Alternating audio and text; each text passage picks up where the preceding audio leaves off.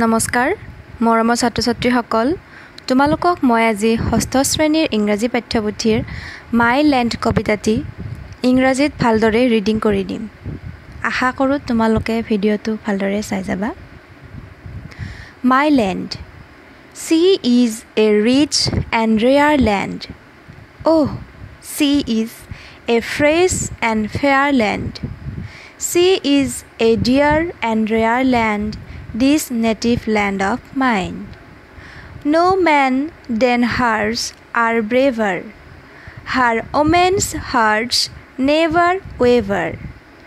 I would freely die to save her and thank my Lord divine. Thomas Osborne Davies.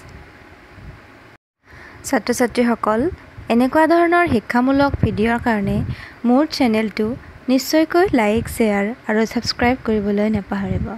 ধন্যবাদ।